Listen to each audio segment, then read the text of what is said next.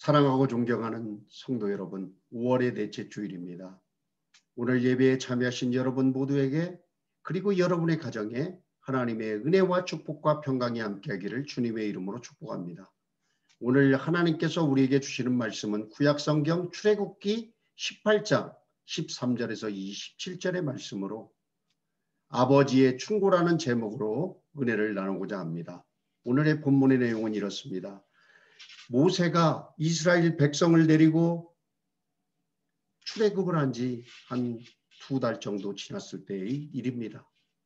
모세의 장인인 이드로가 아내 십브라와 두 아들인 게르솜과 엘리에셋을 데리고 모세의 있는 곳을 찾아왔습니다. 이들은 오래간만에 만나서 뜨거운 포옹을 하며 사랑을 나눴습니다. 그리고 지금까지 하나님께서 이루어주신 기적의 역사를 서로 나눴습니다.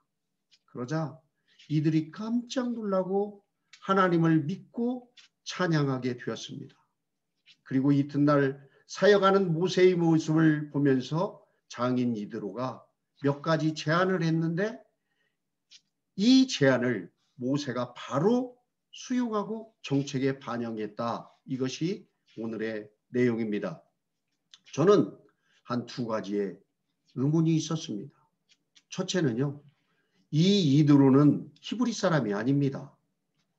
이방신을 섬기는 제사장이었는데 어떻게 이 사람이 하나님을 믿고 인정하고 찬양까지 하게 되었냐는 것입니다. 두 번째는 지금 모세는 취임한 지 한두 달 뒤는 서슬이 퍼런 민족의 지도자요 권력의 실세입니다. 이 사람이 자기 장인이 한번 얘기한 이 사실을 어떻게 바로 수용해서 정책에 반영했느냐?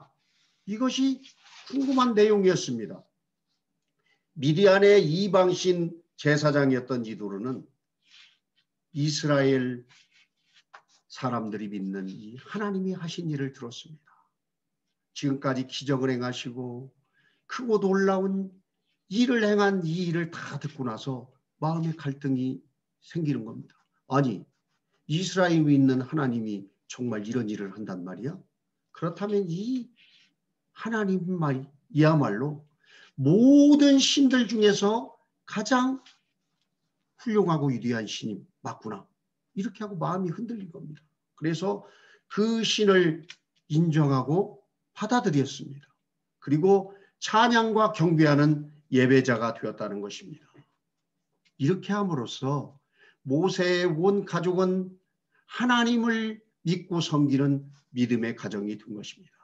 이튿날입니다. 모세의 사역 모습을 보는데 모세 앞에 사람들이 쭉 길게 서 있습니다. 그리고 모세는 막 혼자 정신없이 이리 갔다 저리 갔다 왔다 갔다 하고 있는 것입니다. 그런 모세가 너무나도 안쓰러워서 이 장인은 2가지 제안을 합니다. 첫 번째 제안은요. 야, 너 이렇게 해서는 정말 사역 오래 못한다. 먼저 하나님의 규례와 율법을 이 백성들에게 가르쳐라. 그렇게 하면 하나님의 뜻을 물으러 오는 사람 그리고 재판을 받으러 오는 사람 수가 현저하게 줄 것이다. 이것이 첫 번째 제안이었고 두 번째 제안은 너 혼자 해서는 안 돼. 이 백성들 가운데 능력 있는 사람들을 선발해서 1000부장, 100부장, 50부장, 10부장 중간 관리자로 세워서 그 사람들에게 권한과 책임을 주고 중요한 일만 너에게 가져오도록 해라. 군대에서 연대장, 대대장, 중대장, 소대장을 세우는 것과 같은 원리로 설명한 것입니다. 이 말을 들은 모세는 마음에 갈등이 생겼습니다.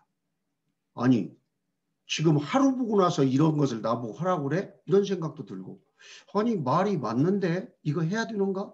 고민하던 모세는 아버지를 공경하는 마음으로 존경하는 마음으로 이것을 받아들이기로 결정하고 바로 정책을 시행해서 조직을 개편했습니다.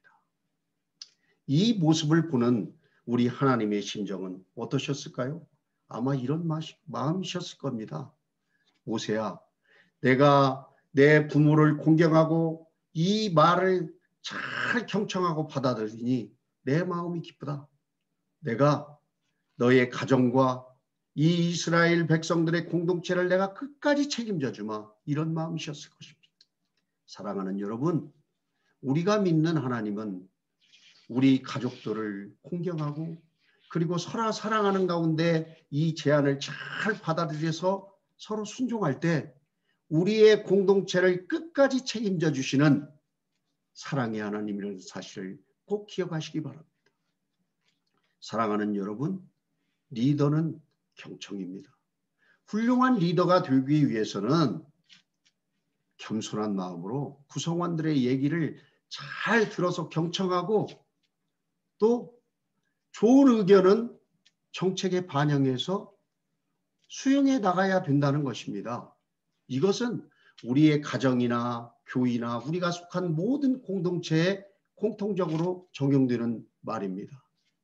그런데 더 한 가지 중요한 일은 구성원들의 의견을 반영하는 것도 중요하지만 하나님의 말씀을 들어서 하나님의 뜻이 어디 있는지 그 뜻을 반영하는 것이 더 중요한 일이라는 사실을 꼭 기억하시기 바랍니다.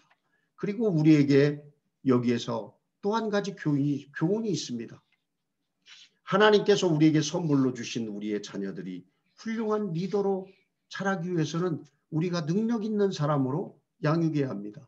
근데 이대로는 능력 있는 사람을 어떻게 규정하느냐? 첫째는 하나님을 경외하는 자, 둘째는 진실한 사람, 세 번째는 불의한 이익을 미워하는 자, 이런 사람을 능력 있는 사람이라고 합니다. 그렇다면 우리 자녀가 훌륭한 리더가 되기 위해서는 우리 가정교육의 방침도 여기에 맞춰져야만 된다는 사실을 우리가 기억하고 나가야 될 것입니다. 가정을 복음화하고 그 다음에 장인의 충고를 경청하여 순종한 모세는 어떻게 되었습니까? 역사상 최고의 지도자로 자리매김했습니다. 그리고 이 이스라엘 공동체는 행복하고 정말 원만한 공동체로 훌륭한 공동체를 이뤄갈 수 있었던 것입니다.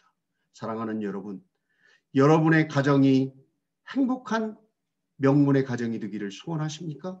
그러시다면 먼저 하나님을 경외하고 섬기는 믿음의 가정을 세우시기 바랍니다. 그리고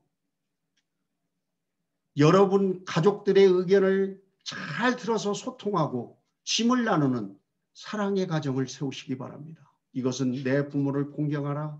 그리고 아내는 남편에게 복종하라. 그리고 남편은 아내를 사랑하라는 성경의 정신과 일맥상통하는 일이기 때문에 그렇습니다. 우리가 그런 가정을 세우기만 하면 우리의 가정은 아름답고 행복한 가정이 될 것입니다. 그리고 여러분과 여러분의 가족들 중에 훌륭한 리더로 세워지는 명문가가 될 줄로 믿습니다. 이런 가정을 세우는 저와 여러분이 되기를 주님의 이름으로 축복합니다. 우리 모두는 행복한 가정을 세우는 사람들입니다. 기도하시겠습니다.